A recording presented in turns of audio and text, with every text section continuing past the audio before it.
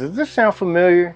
You're recording video and you were told to shoot flat or shoot in a log profile. Then you find yourself in your editing software spending hours and your footage still falls apart. What if I was to tell you that your editing skills isn't the problem?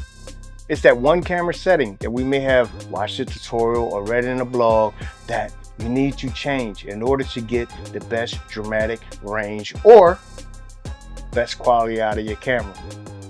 Now hear me out.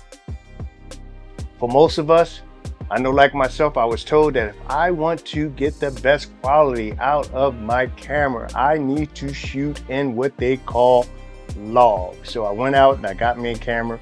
It's the Canon C100 that shoots in C-Log. And I have been experimenting with C-Log and color grading. Now, color grading alone is a whole nother side of the realm. Now we're shooting in log and we're getting back to post and we're noticing that the whole thing just falls apart the moment we put a little extra contrast, or we add some more colors, or we try to fix the skin tone in a person's face. Now, 8-bit cameras, to be honest, was not designed for shooting in log. Yes, you can shoot flat, you can shoot in C-Log, but it really doesn't have enough of the colors to really take advantage of what log was made for. Hear me out, hear me out.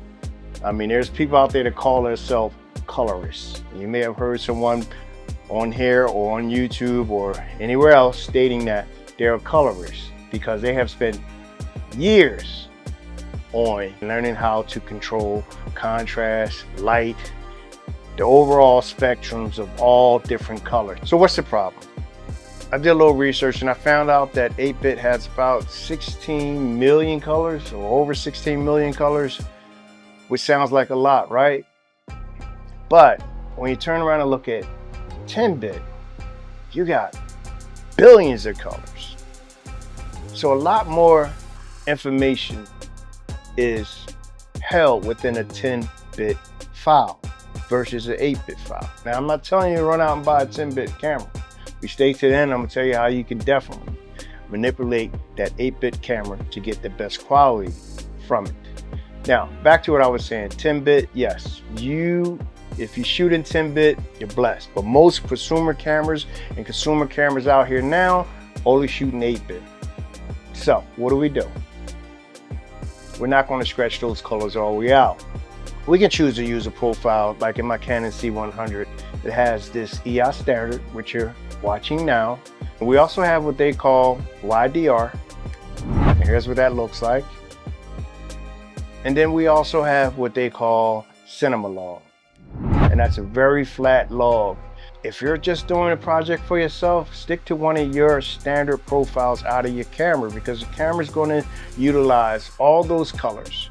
It's going to give you that bright, vibrant, colorful, punchy look that you're looking for. So, in order to solve this little problem, what we're going to be doing from now on is finding our best profile inside of our camera that fits our needs.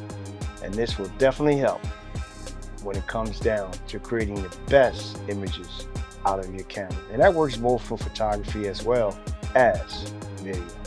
Till the next video, y'all remember to shoot smarter, create more, and spend less time and money. And remember to capture those moments and do the best with what you have. Till the next video, y'all.